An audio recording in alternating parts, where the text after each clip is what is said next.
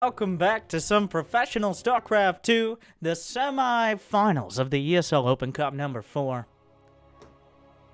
And we've got two players from two sides of the world, both with large fan bases and both with their own particular style and outspoken nature. It's a Protoss versus Terran. Let me introduce Jimmy. Thank you. In the top left, from the Easy for Netherlands clan, from Team Liquid, playing under a different name, but you get the idea. It is Uthermal, the Dutch Terran player. And in the bottom right, the big boy himself. I'm pretty sure he's on Dragon Phoenix Gaming now, which is a real name for a team. Yes, Dragon Phoenix Gaming. It's Parting, a world champion in StarCraft 2 many years ago, but still back and competitive, recently qualifying for the 2020 GSL Super Tournament. But more importantly, can he take the ESL Open Weekly Cup? It is a best of 3. Finals are best of 5. They will move on to face... Well, I'm not sure yet. So we'll just worry about this for now. But let's get more in depth. Uthermal is one of the strongest Terran players in the world. But he is also one of the most emotional Terran players in the world. When he's playing great, he's playing incredible. But if he... Oh no, that's not a command center. But if he gets a little tilted, then things can go sideways very quickly. So we'll have to see. He did accidentally build a barracks instead of a command center. Not the end of the world, but that's one of those, like, oh my god, mental things. Meanwhile, Parting is not even building his warp gate yet, which is an It looks like he's going to proxy a start. It's going to be a late This feels... So Parting is... His specialty is winning. And it always has been. It hasn't been so much... Wait, can you do the grenade thing? I don't know. Okay. But his specialty has been taking a situation which, on paper, you don't have the units. You don't really have the position. I remind you of at Home Story Cup, like the draw game of Cure versus Parting, where Parting is in this terrible position. He just YOLOs it. So there are two major flavors of Protoss, which are the shield Protoss, like, say, Stats or Neeb or Showtime. Oh my god. And then there are the YOLO Toss, who just find a way, no matter what that way is. Like, he just shaded an Adept and blocked the command center that he already previously delayed landing.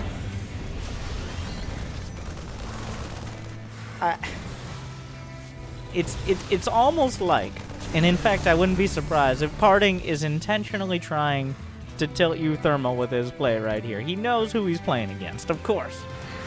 And he's doing everything that an incredibly annoying Protoss player can do to mess up his day.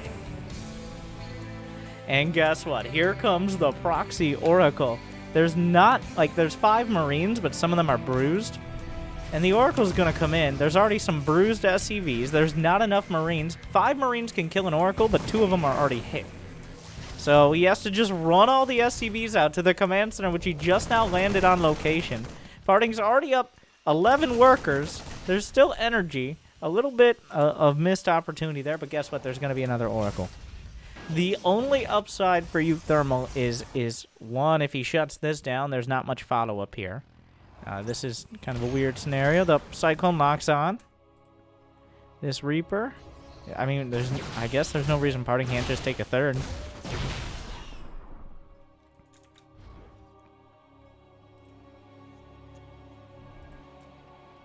Okay, one Hellion runs in.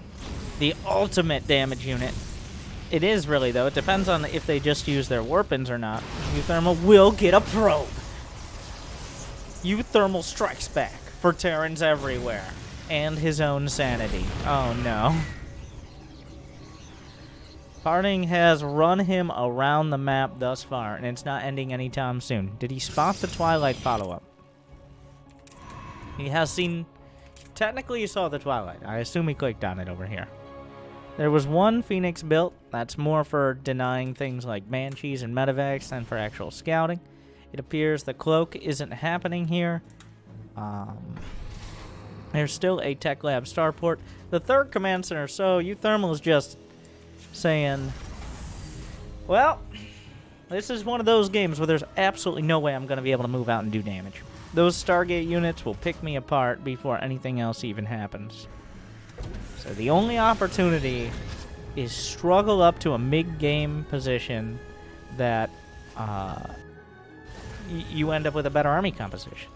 Because the one thing Parting, as a player has a tendency to do, and to specifically in this game, he's going Stargate into Blink, which is great for poking and prodding and picking off units. But as time goes on, it doesn't have the same stopping power as essentially any unit with splash damage. The Robo is just starting. More gates.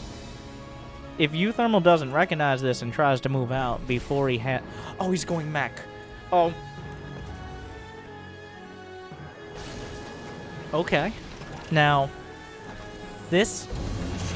oh, he blinks into 2 tanks. Yeah, this is the kind of stuff that... Yeah. Wrong Cyclone! That's the kind of stuff that Parting has a tendency to do. The YOLO toss in him can't help it. He just blinks in, and he's not going to be blinking out. Didn't even slap a Revelation down. I think he was just hoping there'd be at max 1 tank there. But on killing all those Stalkers, Uthermal's going to go for his next base. There's plenty of Marines. I like that he's built all these Marines. I think, especially at the higher levels, a lot of players will neglect that. Oh my god!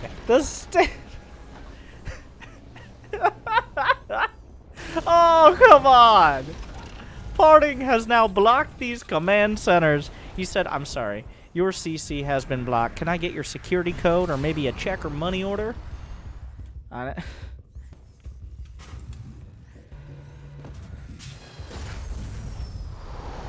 can't believe he blocked both command centers for so long. Parting now is taking a 4th and a 5th. Whereas Uthermal is struggling to his 3rd. The thing is, he has 3 factory production. Does he have... Where's the armory? In the back. Getting +1. Parting is taking his time getting up to an army composition that can actually threaten the mech. He's going for the big boy mech. Alright, not the Hell Clone or the Battle Mech. The Thors and the tanks and Banshees. He's going for the I'm maxed out and good luck stopping this. And if Parting gets a little too cute, if he does some more stuff like he did with the Blink Stalkers and poking around with Stargate units, suddenly Parting is going up to 16 gateways, by the way. 16 gateways.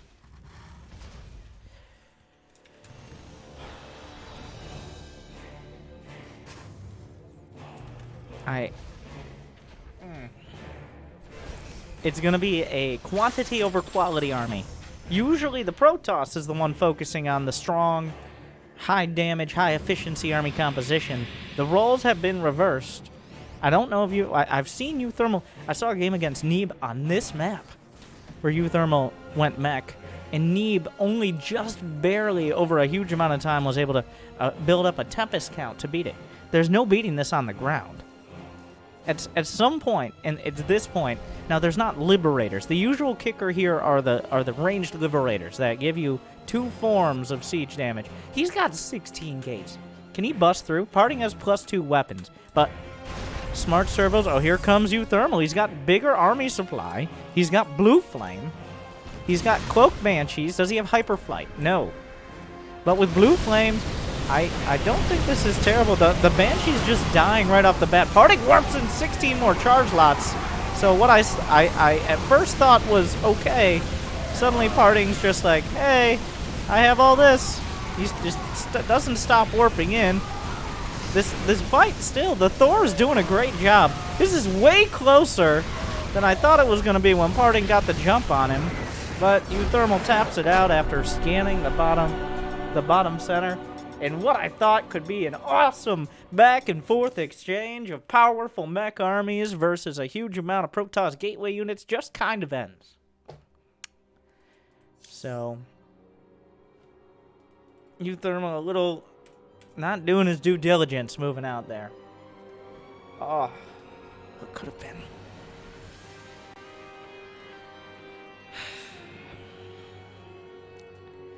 And sometimes that happens. I feel like, well, Uthermal didn't. He's expecting Parting to be going for, well, you're probably going like Tempest or Carrier, Mothership, or all these high-cost like map control units. I don't think he realized. I don't know how many scans were going out, but I don't think he realized that Parting was focused essentially only on gateway ground. And if he's only on gateway ground, you have time. You have time to just slow push your way across, because your strength is in the overall stopping power of the army. Your stopping power isn't great when you walk down a ramp into a concave against someone who's warping in 16 zealots at a time. But Parting just YOLOs in and specializes in winning. And he, that's probably partially, Parting set himself up for that. He's playing against Uthermal. He tilted him. He did. He blocked both command centers. The first one was blocked multiple times in several ways. The second one was blocked by a stasis ward for almost 30 seconds. That, as a Terran player, and some of my best friends are Terran players, okay? I'm a Terran player myself. 1/3 of the time. You just, it's not a good feeling. And since we're professional here, we've got the professional casting blazer, the Electronic Sports League logo. I'm going to use some family-friendly words. And what I'm trying to say is that those degenerate Protoss players and their ridiculous tactics are why no one loves them. Hypothetical. I've heard many people say that.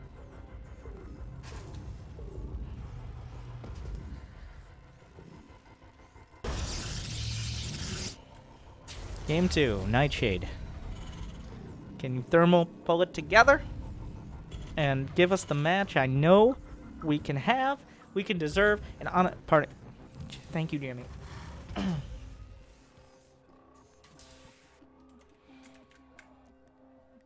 I send your energy and your detiltifying chakras to Uthermal, because I want a game 3.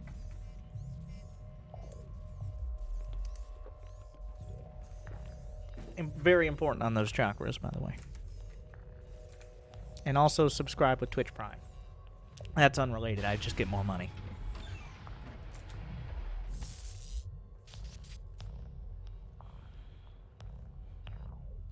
Here we go again. The probe will block the location of the command center. Of course, Terran buildings can fly, but that doesn't necessarily solve the problem. And, almost lost it, but he knows his limits. Uthermal realizes that there was a proxy Stargate last game. He's not going to be bamboozled again. I mean, unless Parting put it out further, but I honestly feel like the Stargate was partially... It was at least partially like, I guess I'll go Stargate, why not? Like, as I think most of Parting's life is, I guess I'll do this. And it works out for him.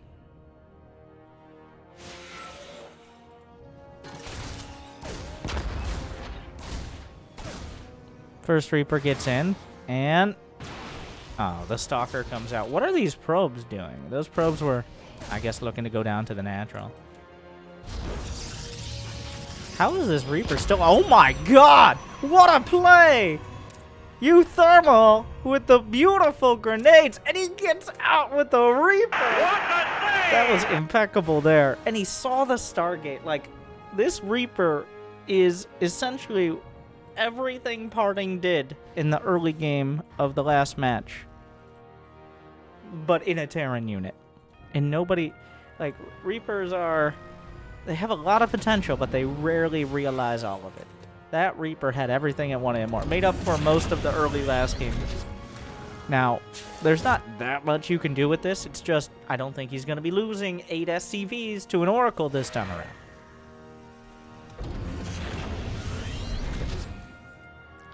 Reaper and a Hellion moving in. There's only one gate here. So, the Hellion can kind of... The Hellion's just in there.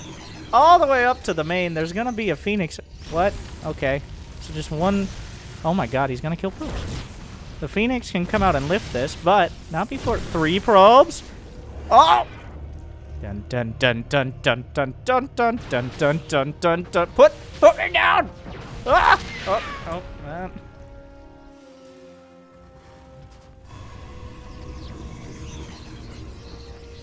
Cloak is on the way. Uthermal is... Oh, what? The Reaper's still alive! How did this even happen? I thought it was dead up here. Okay. Cloak is a bit of a gamble, but against someone you know doesn't have a robo early and is investing in Phoenix, there's not a small chance they won't have detection. There's no way he gets out of this one, right? A perfectly timed... Okay, alright. That was ambitious. 2 Phoenixes coming in. Cloak Banshee, once again a gamble, but against someone who doesn't have that built-in detection like you get by going Oracle early. The Banshee's going to want to take the scenic route here. Oh, Robo Bay. Parting's like, well, if the Stargate didn't work, I guess I'm going to tack all the way to Robo Bay and Forge on 2 gateways because that makes sense. He's doing essentially the polar opposite of last game, where he just went mass gateway. Well, he did go heavy on the tech early. Okay, he did. But not to this extent. He's doing 2 base tech. And there's no shield battery here. This Banshee has a good chance of, at the very least, keeping Parting busy, while Uthermal goes for a quicker 3rd base. Oh my god. There is another observer. He forces a recall, 3 probe kills, but Phoenixes can't shoot what they can't see. Just fire in this general direction. No, sir, I can't. Meanwhile, the army's moving out. Uthermal is moving out while doing economic damage with a quicker 3rd. The game is completely flipped around. Uthermal with a dominant performance so far. A few missed probes there, but a few Tactiboys as well in order to repair, maybe slap down a couple bunkers. This is not the army. This army is not going to solve this. What is he going to pick up? He's going to pick up the tanks, but he can gun down the Phoenixes. Or no target fire there from Uthermal, but will that matter? I think it will. The repair, while they're in the air, is making things kind of awkward for everyone involved. Meanwhile, a Cloak Banshee goes into the main, and this is the real damage. While it was a little bit of a weird attack there, slightly lackey on the target fire, the Banshee comes in, gets even more damage done. Look at the... Oh, another one! There's another one! They won't stop! The Banshee's terrorizing probes at every working base. 9 more probes. SCVs are fighting in a depth, which isn't very cost-effective. Uthermal... Whoa, whoa, whoa, whoa. He doesn't actually have that many units here. What? Parting just comes across with what he has. He says, well, I guess we're doing this. He didn't target fire down the Marauder, but he's going to kill some... Oh, the Engineering Bay force field isn't the end of the world, but 10 SCVs die here, so Parting makes a mountain out of this particularly small molehill. He had the ragtag band of survivors come across for revenge kills. It dragged the Banshee back, and it killed 10 SCVs. But at the end of the day, does it even matter? He's still ahead on workers. That was quite sloppy there. That was a bit of a mess. But the upgrades... Wait, does Parting have +1? He does have +1. He's going for Colossi with extended thermal lance. So we'll benefit significantly from both +1 and the thermal lance.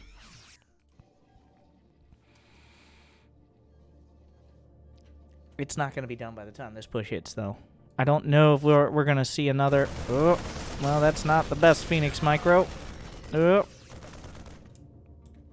There's just the one Colossus, which is easily microable against. Once you have... If he just waits to split a little bit for 1-1, but there's no reason to wait here. There's, like, no units. Where are the Phoenixes now? Wait, did they both die? Where are they? We'll find out. I actually don't know. I think they got recalled. No, they did not. They just flew back. They're pretty fast. There's a second Colossus done now. Oh, a sentry picked off. A Phoenix badly bruised. There are a couple pylons here, but the spread of units is making it hard for the Colossi to get any real damage done, and they can't step too far without that thermal lance. There's another drop coming through. This one caught by Phoenixes, but was it? More probes will die. Units picked up. The tank spread. Uthermal being very patient here. And I think that patience is going to pan out for him just fine. He's up 20 workers. He's still got constant production. His base, Marauders only forward. Parting is really doing a lot with a little. But that'll only stretch so far. There's just too much Terran. The surround, a third Colossus comes out into a world of death and destruction. And with it, the third, well, he's dead. He's dead, right? Yeah. There we go. GG! Uthermal brings us to the decider. That game, for everything that went right that game, went wrong in the first one. So... Now, the final question, of course. Does it tilt back in the other direction for Game 3? Or do we have, like, the most epic even match of all time?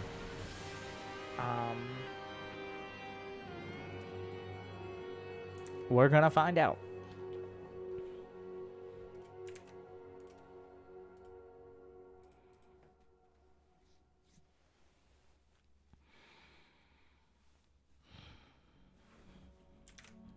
I mean, come on. I just want to show good games for the fans.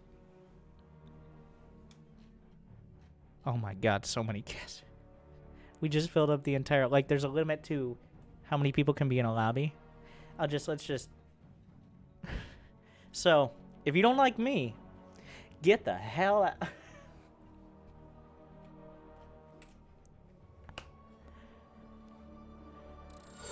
Game number 3. ESL Open Cup, number 4, NA semifinals. And once again, the North American region doesn't mean only North American players can participate. It means it's held on the North American server, unless players agree to play on another server. And it's held at a good time for us North Americans. 7 p.m. or 5 p.m. Eastern. I'm never here at the start.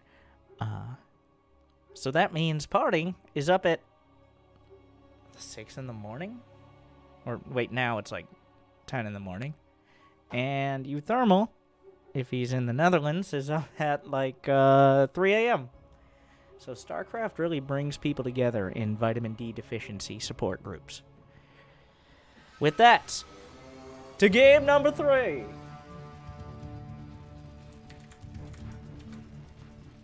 In the bottom left, the Dutch Terran striking back with overwhelming strength in game 2. Liquid Thermi / Uthermo / thermostat, which is pretty great still. The Dutch Terran. And in the top right, the Korean Protoss player for Dragon Phoenix Gaming. The big boy. It is Parting.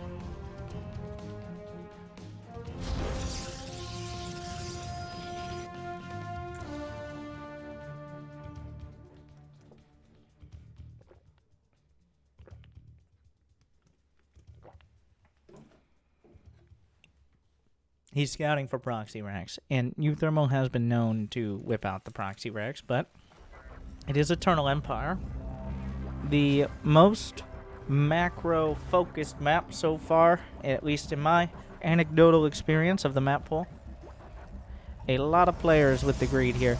I expect Parting. He's already going for a Cybercore before Nexus.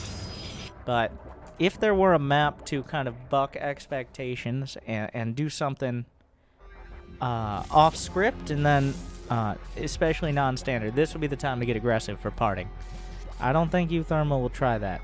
I think he's going to be looking for his 3 CCs. He's gotten better and better at body blocking out this probe, not getting poked out anymore. Looking for proxy pylons as well.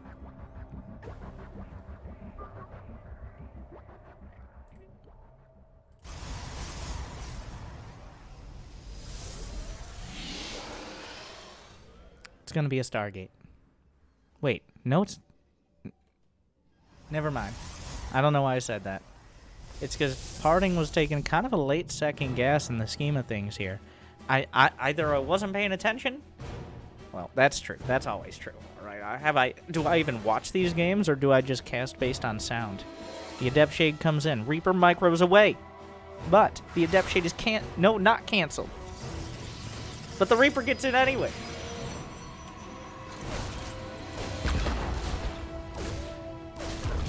It'll probably get a kill. It's not going to get out. He can't keep getting away. Oh, he already used his grenade, so he's not going to get out this time. But did he spot the No. What? Ah! He tried. I thought he would have the grenade up. But he spotted the Twilight, which is a win. He got a probe. He spotted the Twilight. That's a win for a Reaper. It's not as big of a win as getting out after all that, but it's going to be Blink. There's a lot of space to work with the Blink Stalkers. You can blink in this entire ledge, so Uthermal has a lot of area to cover when it comes to dealing with the Blink. Depot's raise. He just shades the Adept like Parting doesn't care. The micro. He goes for the first Marine. He's gonna get the first one, but the other two just kind of kill the Adept. So.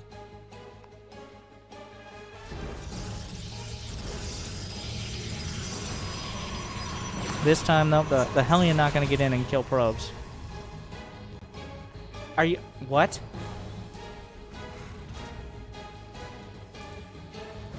Okay, wait. Does anyone know how to read? Because that says Fusion Core. But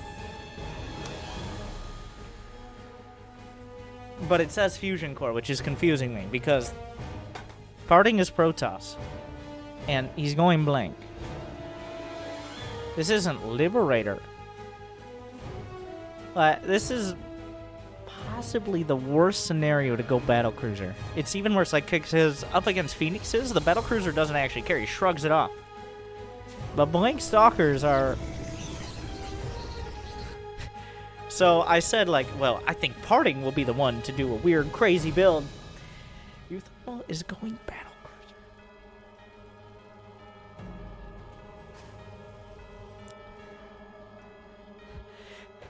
I don't know. Like, so far, Parting is opting for a more defensive robo build. He's not going aggressive Blink. He only built 2 gates. He's going for a 3rd. He's getting charged. So, obviously, he has no idea this is happening. By the time the Observer gets here, the Battlecruiser will already be out. It's going to be close. And there's a chance Uthermal just snipes it anyways. He's going to be watching for it, I'm sure. The fact that there hasn't been anything yet. If the Battlecruiser... If there's no... There's only 5... This... No. No. Is he gonna jump? He scans. The Observer doesn't spot anything yet. It's still looking.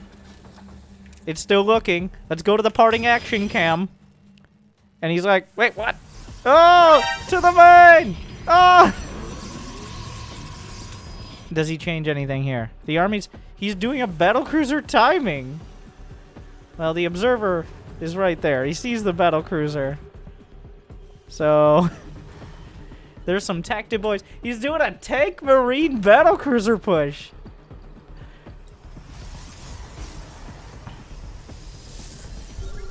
He scans forward. There's not much to see here.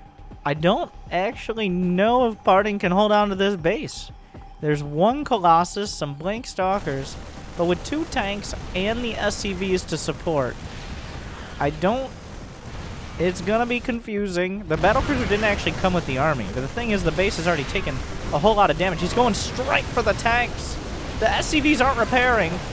A bit of a misstep there, but if he loses... Oh, he jumps! He jumps! Here comes the cavalry! The Marines are gonna take down the base! There's just not that much anti-air! He doesn't have Yamato, so he can't take down the Colossus, or this could almost be over before it starts. He's targeting, so the ground army's not gonna have much support. Parting is supply blocked. He can't warp in any more Stalkers. The SCVs are dead, but the Colossi are doing a good job. He jumped both cruisers in, which of course means he can't jump out.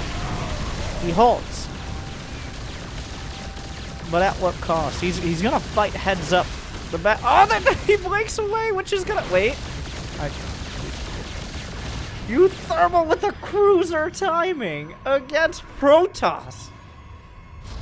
And it works perfectly. Well, if there is one thing you don't expect. Are you serious?